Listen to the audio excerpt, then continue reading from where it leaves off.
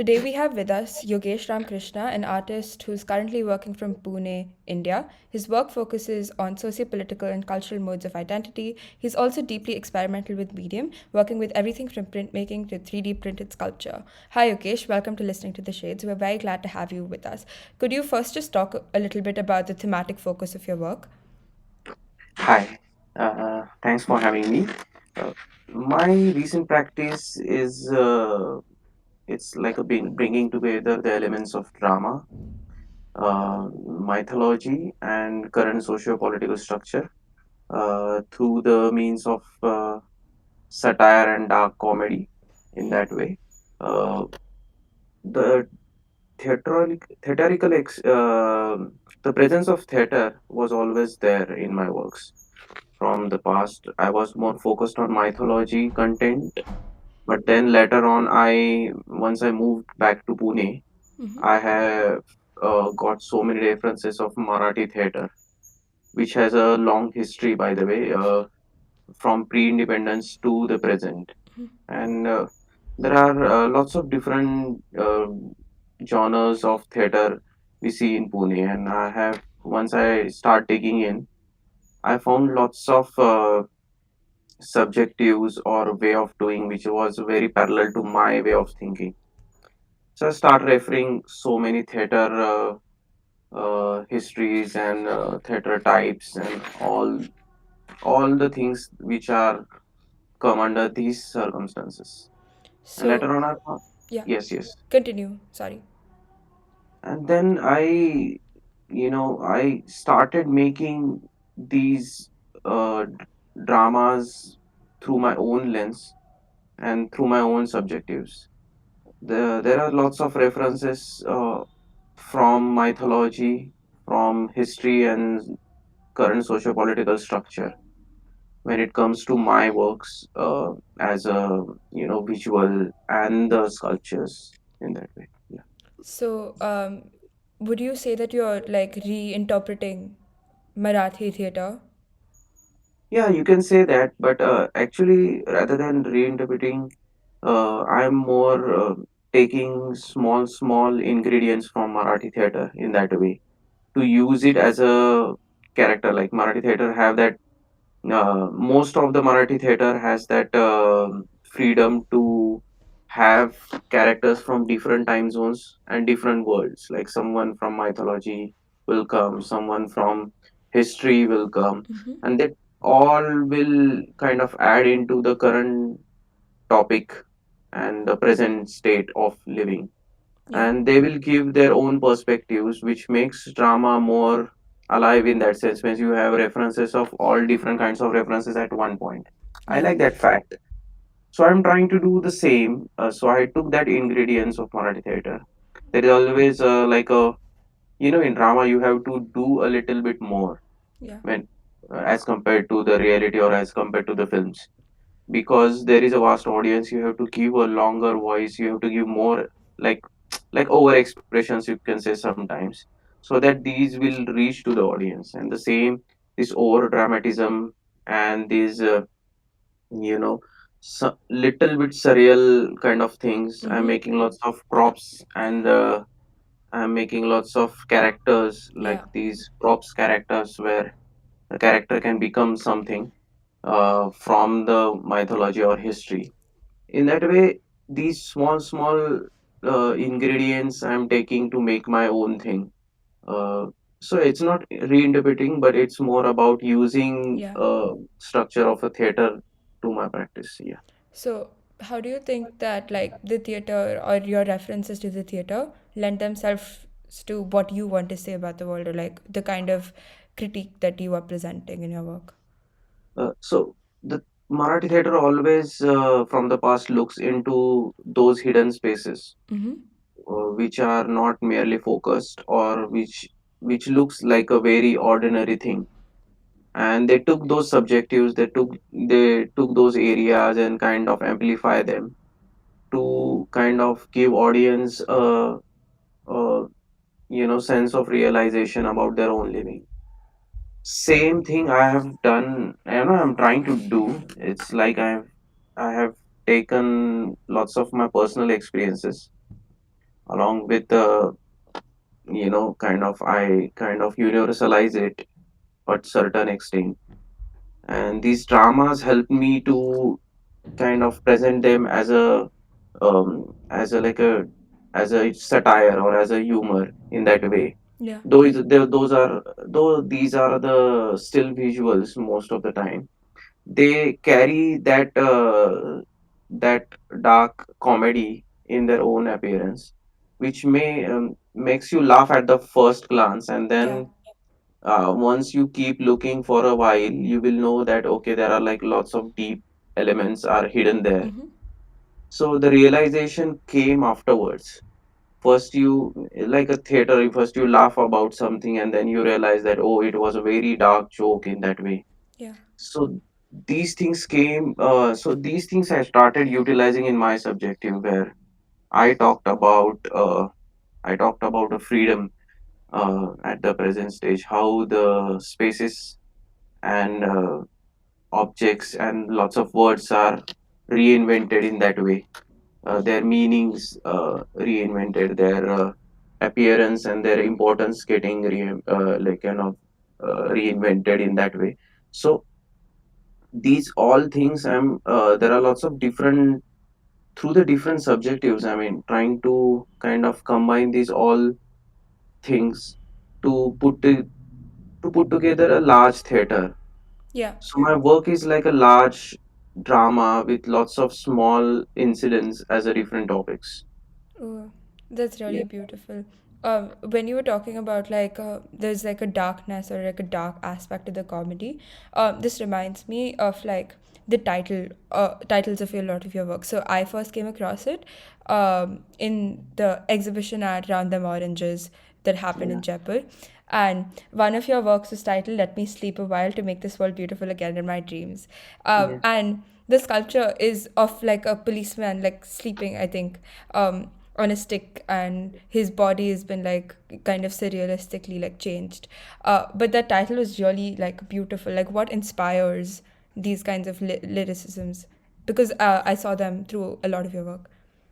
So most of my recent works has a title of as my small poems, and these small poems are inspired from they derived through the process of making. When I saw that policeman at the Pune railway station, I saw them, and then suddenly after few days I saw it on the newspaper where there was a like protest going on, and at the background with a very blurry image where the one policeman is sleeping. So in that way, I there are lots of emotions through that one action I got. The sleep of a policeman uh, talks about so many different areas, and it depends upon from where you look at that thing.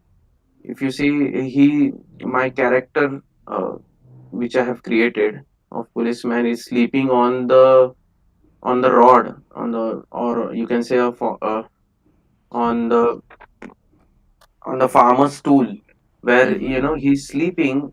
It's not a comfortable position to sleep at, Mm-hmm. because not to sit at. So in that way, I'm trying to say that his sleep is not that much deep in that sense. It can be disturbed anytime, and there are lots of different subjectives added to the one sculpture. Yeah. And I try to, the way these different characters are being kind of reinterpreted by the people, or by the power structure. I'm trying to create my own characters, which kind of give the complete sense of what is their existence in the present current time. Yeah. That's really beautiful. So, I also noticed that a lot of your work had like policemen and like you vandalize in a sense like people in like police uniforms. You like you make them mythological or you connect them to mythology or you like change them. So, can I just ask like why is there like a specific focus on like the police uniform in your work? So like there are like lots of different characters that I kind of experiment with. I try to make them of my own characters through the different references of mythology Mm-hmm. and the history. Policeman is one of them, and I think that character is really powerful, but it always has to follow the different orders. His will is not at the stake, because yeah, if he do not wish to go there, there is no option. He has to go in that way. So I'm looking at policemen from the both perspective, as the vulnerable perspective as well, and at the power perspective as Mm-hmm. well. And rather than I'm not disrespecting the policeman in that sense in my works, but I'm trying to kind of showcase. I have created my own character, which looks Yeah. like more like a policeman, and he kind of do a very important task, because when you talk about socio-political things, he becomes like a main character. Along with, there are Yeah. lots of, there is a barricade also I'm exploring in a different way. Then I'm exploring uh, lots of dogs in a Yeah. different way. So these are the characters which are normally seen on the public spaces, which are very normal Mm-hmm. in that way. And there are lots of characters. I have almost like 20 to 25 characters Yeah. um, created right now. So it's not just limited to one or two characters, but of course, so this character of police is more like transforming itself into lots of different actions, positions, Yeah. and the perspectives. So one time he become like a, you know like a devil in that sense. For at one time it becomes a very helping person. One time he become like a, like a doctor. He's treating people in that way. So that characters, the perspective of that character, or the nature of that character keeps changing, continuously throughout my works.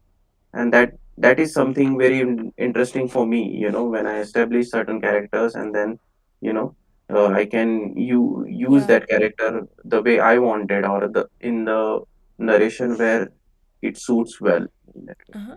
Do you also see like your characters having individual stories and developing through time? Because I noticed that the like a lot of your sculptures were first like watercolors, Mhm. and then you like also use them in other like big paintings and things like that. So do you see like individual stories for your characters too, or you just like view them as like part of like the play, I guess?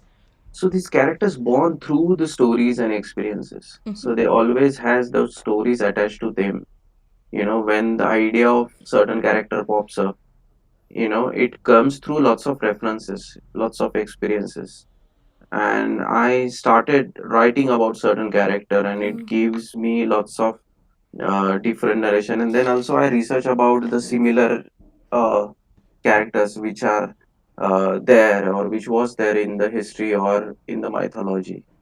And all these contents came together to form a character. And during this writing and research, there are lots of poems also come to life, which gets attached to the characters. Uh-huh. And these poems actually gives you the inner thought of that character, Yeah.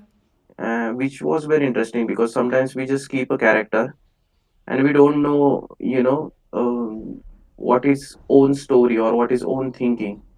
So these poems kind of help a viewer to know that what's exactly going on in the mind of character, or so that helps you to know the character far better than the normal.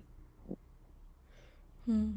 That makes a lot of sense. So, could you talk a little bit more about your sculptures? Because I saw that like basically the way that you presented the individual characters in the sculpture allowed you to also like attach the poetry to them and give them that space.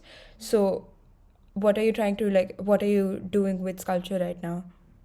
So at the present, I a little bit moved away from the characters, and I'm moved towards the so-called props as a sculpture. Mm-hmm. So in theater, there are lots of props we use for, and the props has a quality of interaction. I like that, sense of interaction, and try to bring them into my sculptures. So right now, my way of creating props are like taking a human existence and taking object and fusing them through the glitch. Yeah. Normally, the glitch is like a occurred error in the system, but for me, the glitch is a planted error. So it's purposely kept there, and it has through that glitch the two living and non-living object kind of combine to form a third, you can say, an object or third character of the sculpture, which inhabit, which already have that sense of interactivity through within it. So when I create the pair of chappals, or when I create gun, or I'm looking at different props, the hammer and all those things, which always bring that history of using or history of existence. Hmm. And when I try to kind of manipulate that history of existence into my own things through the change of like its structure in that way, and these prop sculptures are interesting because I created them which are very lightweight in that sense, which are strong, and which always have that when I believe when the viewer will look at them, they will also have that sense of how they can use that character. So in the way, once you look at that particular object, you have the sense of drama going on in your mind already. Yeah. And I'm interested in that drama. How you think that you will use that object, a particular object. So the drama started playing in your mind when you look at that Uh huh. object, which is very interesting for me at the present. Yeah. That's really interesting. You also use like PLA to make a lot of your like all of your sculptures, right? Like, Yeah. I think you 3D print a lot of them. So, how do you think?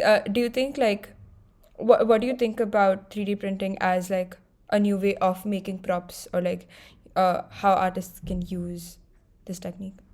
I think the 3D printing becomes a very kind of user friendly tool, I can say, in that way, uh, because I can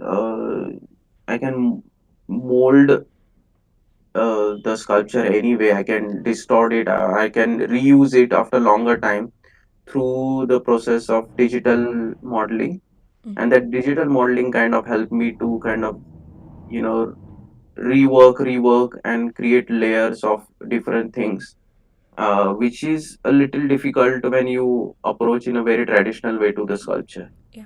Right now, I have a complete setup of 3D printing and of different mediums as well, like resin, wood, and all those different mediums. So through that 3D printing, there are few things I have achieved. Is first is editions. We can have the editions. Second is exploration. We can explore in a very different ways, and it's more like right now I understand that 3D printed object is suddenly a very new to the kind of buyer community in that way. But when I create when I s- when I started creating props, the props always have that quality of being lightweight or Yeah. uh, being uh, being very user friendly in the sense that you can use it any way, however, or you can have a multiple edition of same props. Mm-hmm. So in that way, conceptually also 3D printing helped me to connect to the actual concept. And through the 3D printing, I'm exploring lots of different, I'm utilizing the failed prints as well. I'm trying to explore this medium as much as possible. I'm looking at creating larger sculptures as well through it. Yeah. Let's see how it goes. Yeah. So, what is your process when you like do the 3D printing? Because when I saw your sculptures, generally did not register that they were 3D printed because they looked very handmade. So, Mhm. how do you imbibe that quality while also maintaining, all the positive parts of, like, the lightweight and the ease, and how you can change things when you do 3D printing? So first, it starts with ideas like rough sketching. There will be always there on the paper. I try to imagine like different angles and how I can experiment with. And once I come to a particular form, I started designing them on ZBrush app, and this software kind of helped me to kind of modeling. I right now I'm using it from like last 3 4 years, so I have a little bit of command on the medium, you can say. And that after once it got finished, there are lots of different areas we have to look at. The- once it should not be high poly, and it should not be that much low poly as well. So polys are like, you can say, resolution Hmm. of the sculpture. So it should perfectly match the printer's area, because the actual printer have like different capability of reading those files. Yeah. So you have to adjust those. You have to look into those technical parts as well once you finish them. And then once you transfer it into the machine, you have to look at, like, there are lots of different things going on. You have to think about the support. You have to think about the medium you want to use. Mm-hmm. And once it got printed, I always kept that thing that I should hand paint all the things, which kind of connects my uh, physical quality to that sculpture. Mm-hmm. And I don't want to use very like normal material or medium to paint.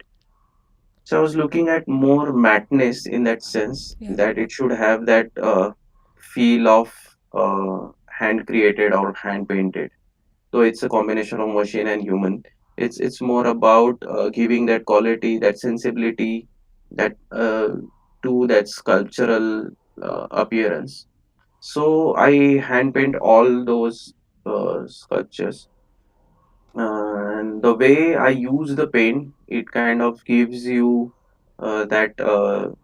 I think I am more attempt to make them like a hand painted, or I attempt to make them more not they should not look as a plastic object, rather than they should look as more like alive or more handwork, hand clay Yeah. kind of thing.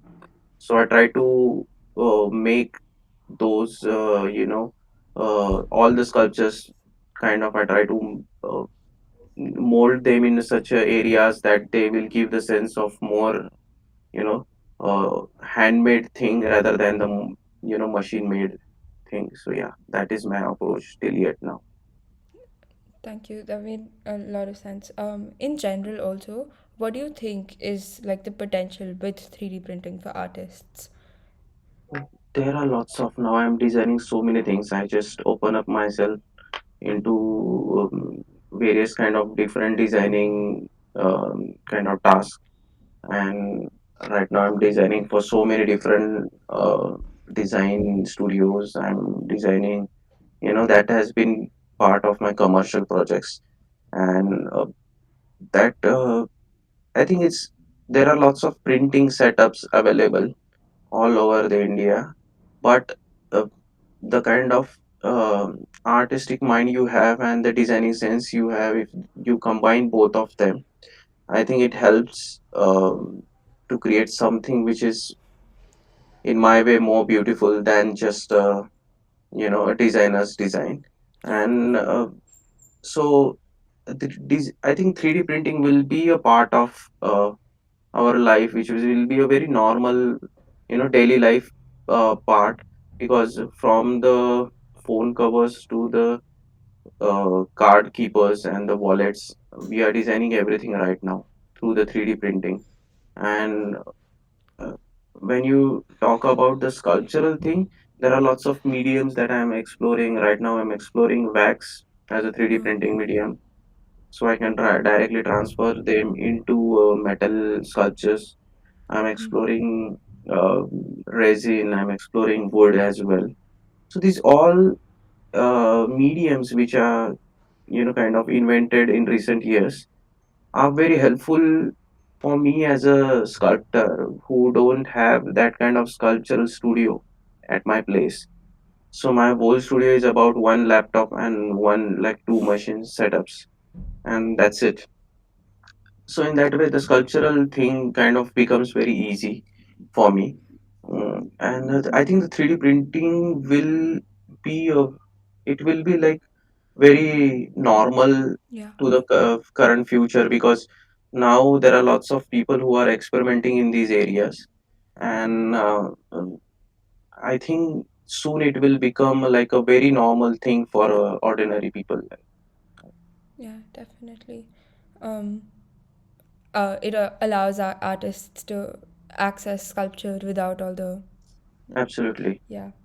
Uh, do you plan to expand your work with it? So you said you're trying to experiment with like bigger sculptures. So can you talk a little bit about that? I recently uh, come to those areas where I can create these different uh, parts of costume. So I'm more into creating the props, wearable props, you can say. And those wearable props, once somebody wear it, can transform himself into the character. Yeah.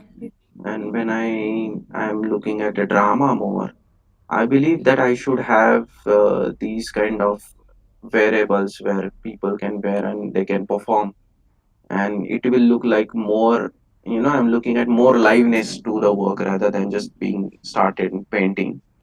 So in those areas I'm trying to experiment my 3D printing practices.